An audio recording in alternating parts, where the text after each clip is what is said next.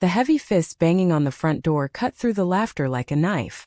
"Open up, we know what you two are doing in there," a man's voice bellowed from outside. Cindy tightened her grip around Elizabeth's waist, their wedding rings glinting under the living room lights, as the first cracks in their perfect day began to show in the suburban neighborhood of Oakwood, California. Cindy, a 32-year-old freelance illustrator with short-cropped brown hair and a fierce spirit that had carried her through years of hiding, who she was, turned to her new wife with a mix of defiance and concern. Elizabeth, the 28-year-old elementary school teacher with soft blonde waves and eyes that often betrayed her inner turmoil, squeezed back her hand, but her body tensed visibly. They had just returned from their small intimate wedding ceremony at the city hall, and were celebrating with a handful of close friends when the interruption happened. The party had been low-key, no wild music, just good food, shared stories, and the occasional affectionate touch that now apparently offended the eyes of their neighbors. "Who is it?" Cindy called out, trying to keep her voice steady as she approached the door. Elizabeth followed close behind, her heart pounding, not from the joy of the day, but from a familiar dread that had shadowed her since she first admitted her feelings for women years ago. When Cindy swung the door open, they were faced with Mr. Harlan, the retired accountant from across the street, his face red with anger, flanked by two other residents, Mrs. Whitaker and her husband, both known for their vocal roles in the homeowners association. "This is a family neighborhood," the man spat, his eyes narrowing at the sight of the two women standing so close. "We saw you two kissing out in the yard earlier like it was nothing. There's children here, for God's sake. You think you can just move in and turn this place into some kind of spectacle? What about the values we are trying to uphold?" Cindy felt the heat rise in her chest, but she forced a calm smile. "Sir, we just got married. It was our wedding day. We weren't doing anything inappropriate in public. A quick kiss between spouses. Is that really causing harm?" Elizabeth placed a gentle hand on Cindy's arm, her voice softer but firm. "We respect this community. We've been good neighbors for 2 years now, paying our taxes, keeping the yard nice. Our personal life shouldn't concern anyone else." Mr. Harlan laughed bitterly. "Personal life?" He pointed a finger at them. "When you flaunt it in front of everyone, it becomes our business. My grandkids play in that park down the street. I don't want them seeing this and thinking it's normal." The other neighbors murmured in agreement, their faces a mix of discomfort and judgment. The confrontation lasted only a few minutes, but it left a sour taste. The group eventually left after Cindy politely but firmly closed the door, promising to keep things private. Inside, the remaining friends offered awkward support, but the mood was ruined.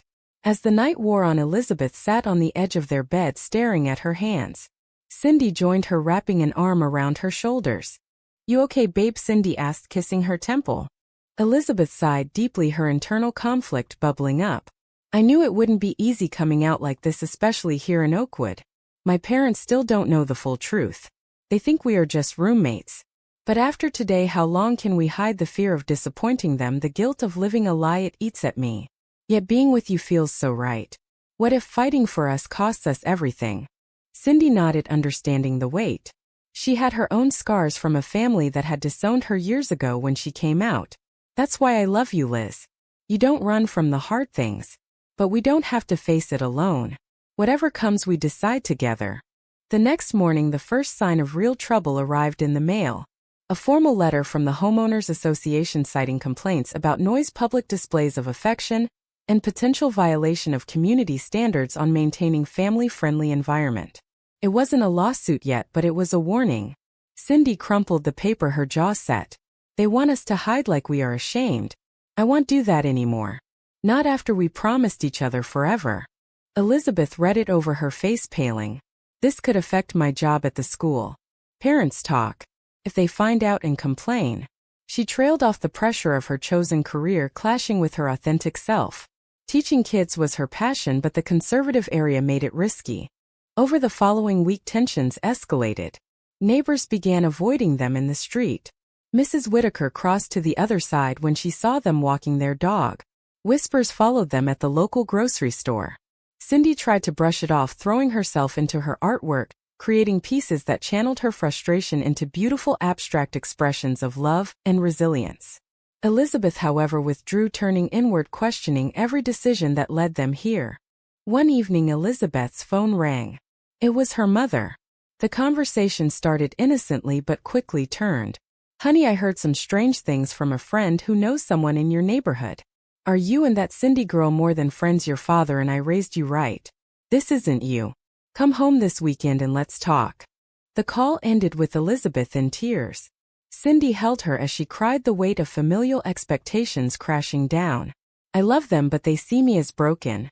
Choosing you means losing parts of my past. Is it fair to ask that of myself? Cindy stroked her hair, her own pain surfacing. I paid that price already. My parents haven't spoken to me in 5 years. It hurts every day. But living a lie hurt more.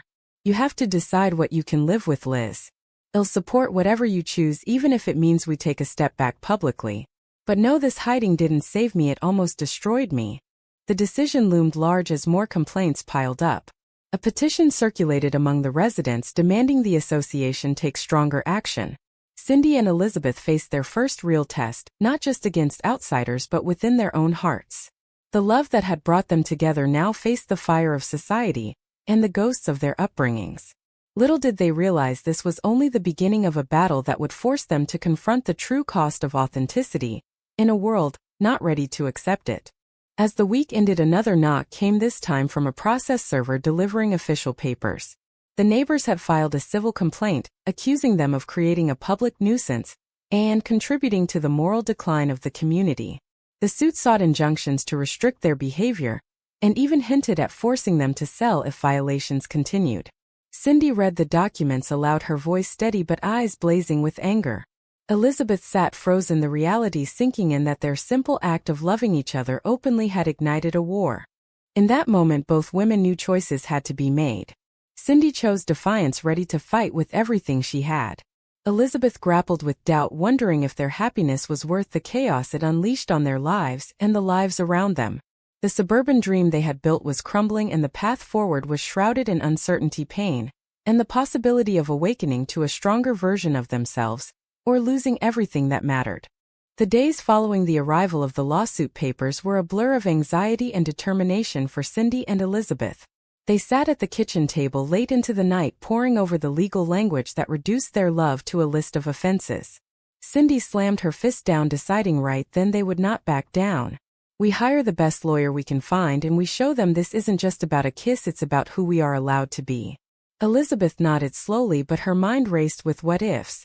What if the school board reviewed her contract early? What if her parents cut her off completely? The cost of standing firm felt heavier with every passing hour. By Friday, Elizabeth's parents arrived unannounced, their car pulling into the driveway like a storm cloud. Her mother stepped out first, clutching a Bible, her face etched with disappointment. Her father hung back, his shoulders slumped in silent judgment. Elizabeth met them at the door, her hands shaking as she invited them inside. Cindy stayed in the background, respecting the moment, but ready to defend their home. We didn't raise you to throw your life away like this, her mother said the moment they sat down. This woman has confused you. Come back home where you belong and we can fix this before the whole town knows. Elizabeth felt the old guilt twist inside her like a knife. She remembered Sunday school lessons and family dinners where different was never discussed, only condemned. Mom, I love her. She's not confusing me, she's completing me.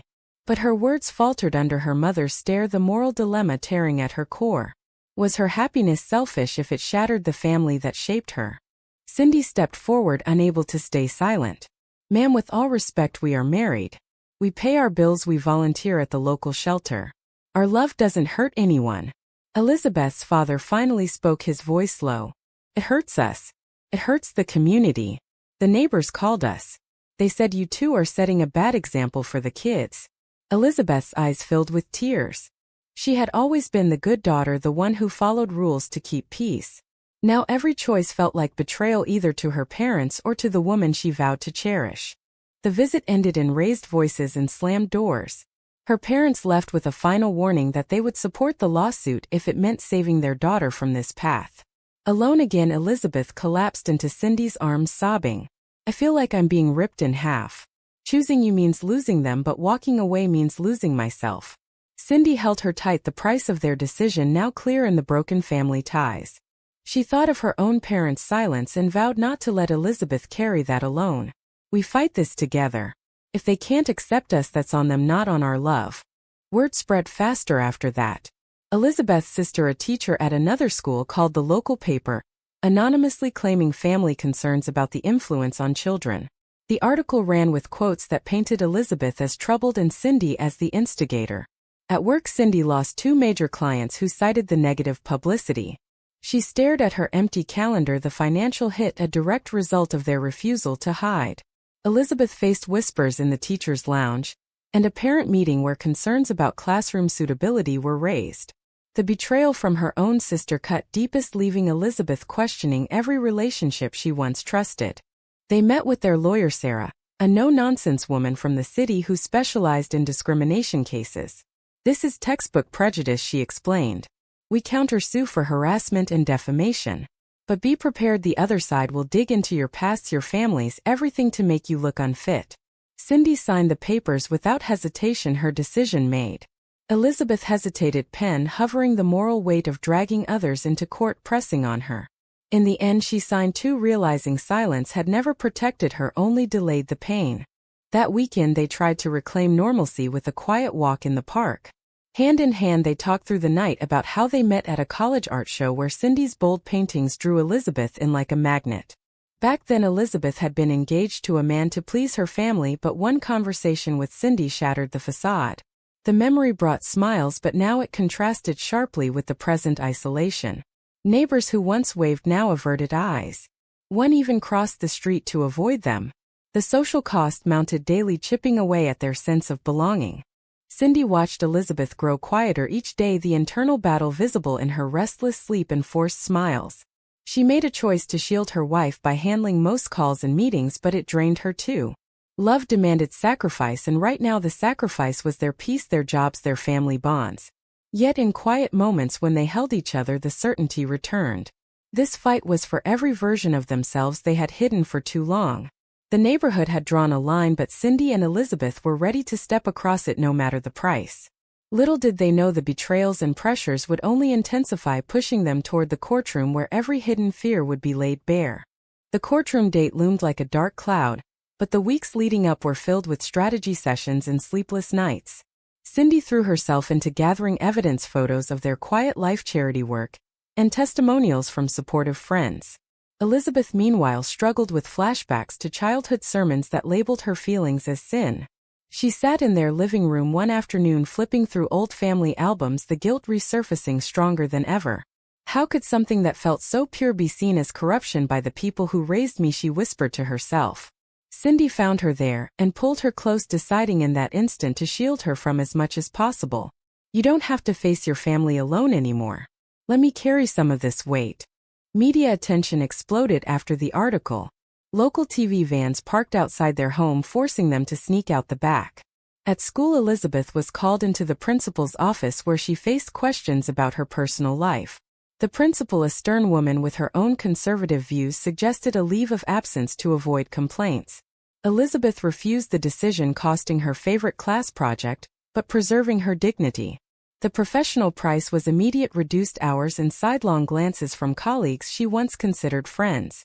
One colleague even refused to share lunch, citing family values, the betrayal stinging like salt in a wound. Cindy lost her biggest contract, a children's book illustration deal, when the publisher cited community backlash. She stood in her studio staring at half-finished sketches, the realization hitting that her career built on creativity was now threatened by others' narrow views. She chose to pivot, creating protest art posted anonymously online, but the financial strain mounted, forcing them to dip into savings.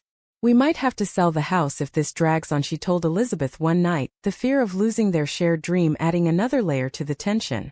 Elizabeth nodded, her own doubts growing. "Maybe we should have kept it private. Was one kiss worth all this?" Their lawyer pushed for mediation first. At the meeting, Mrs. Whitaker, the lead plaintiff, sat across the table, her expression cold. "We just want normalcy back," she said. "No more visible affection, no more setting examples for our kids." Cindy leaned forward, her voice steady. "Normalcy for you means erasing us. We live here too." Elizabeth stayed quiet, her moral conflict peaking. Part of her wanted to agree to anything to end the pain, but another part, the part that had awakened through Cindy's love, refused. In the end, mediation failed, the neighbors demanding they move or stay hidden. Back home, Elizabeth received a letter from her sister detailing how the family was suffering socially. The guilt trip was masterful, twisting scripture and memories to make Elizabeth question her choices. She cried in Cindy's arms for hours, the internal war raging. I feel like I'm choosing between the family that made me and the woman who makes me whole. Cindy listened, then shared her own story of being kicked out at 18, sleeping in her car until she rebuilt. The cost was high, but the freedom was worth it. You decide, Liz, but no, I will never ask you to choose me over them. That decision has to be yours alone. The pressure built to a breaking point when a town hall meeting was called to discuss community standards. Cindy and Elizabeth attended hand in hand, walking into a room full of hostile faces. Speakers stood one after another, decrying the erosion of values. When it was their turn, Cindy spoke passionately about equality and love, while Elizabeth added softly about teaching acceptance to children.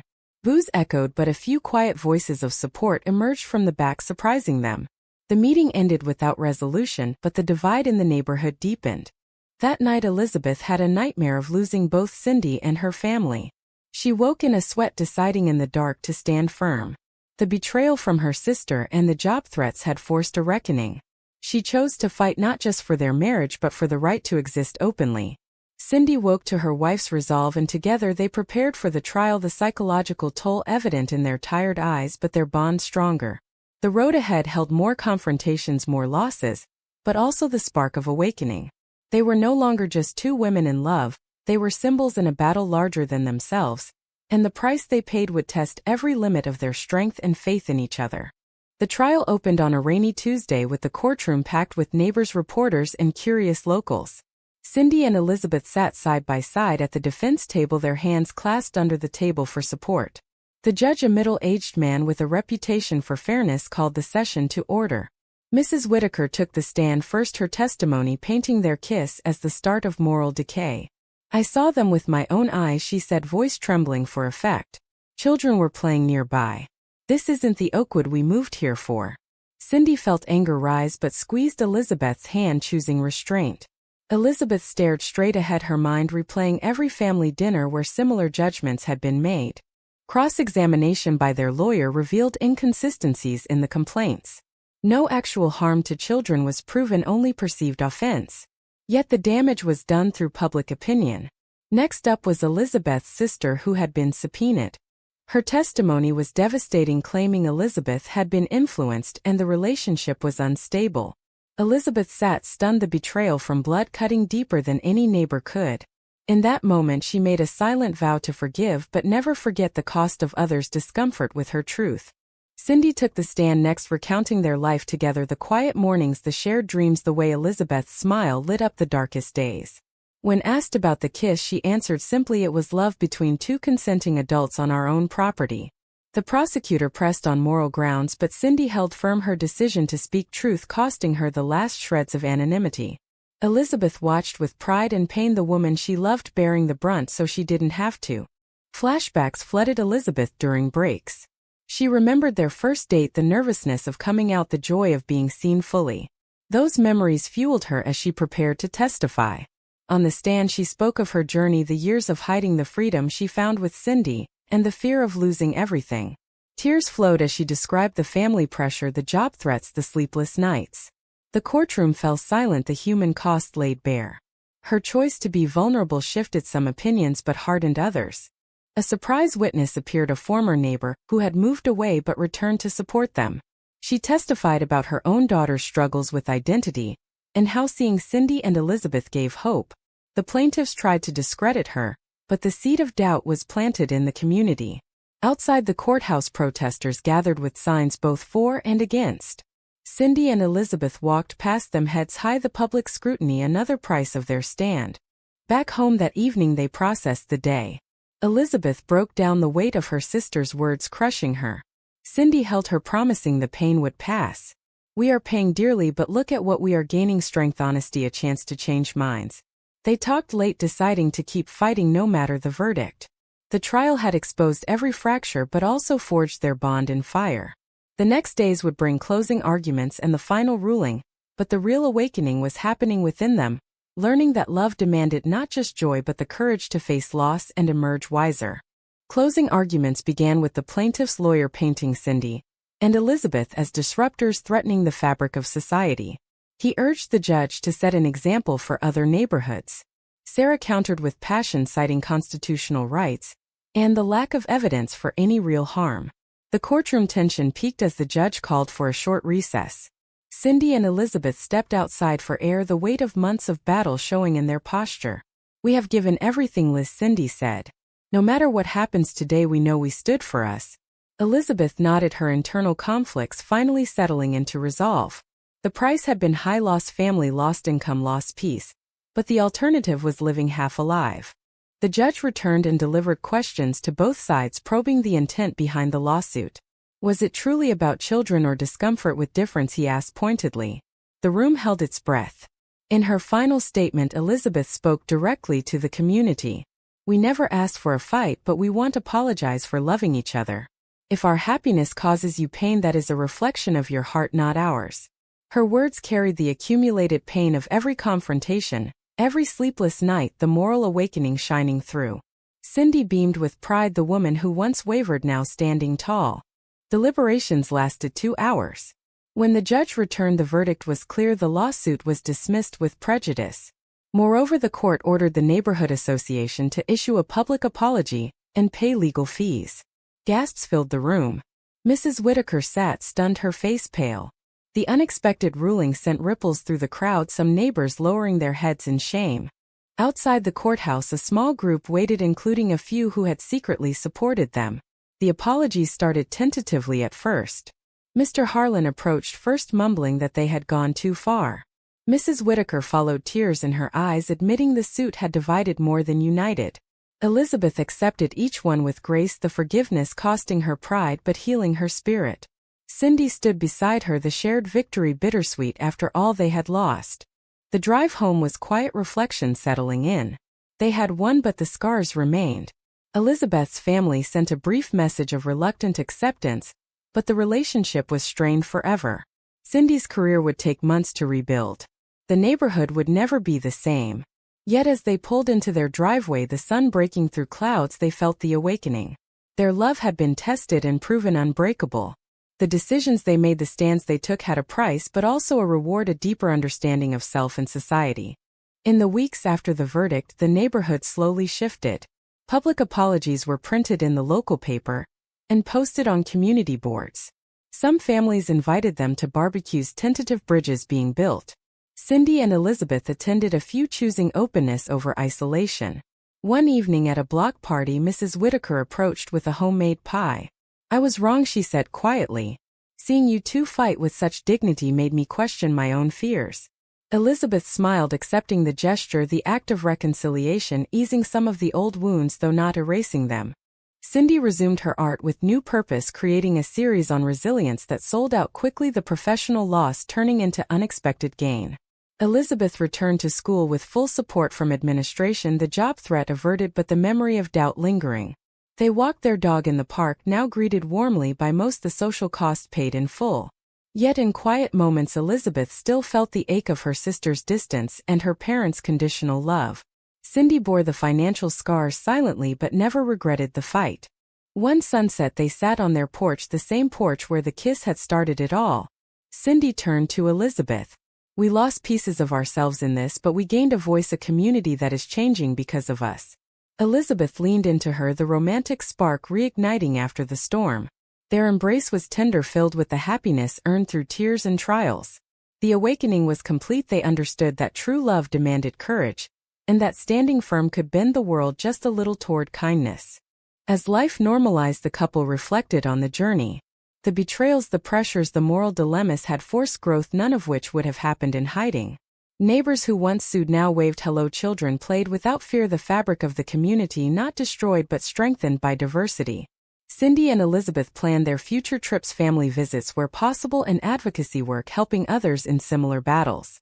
The price had been steep, but the reward was a life lived authentically. In the end, was fighting for their right to love openly the correct choice for Cindy and Elizabeth, or should they have chosen quiet compromise to spare their families and community the pain of change?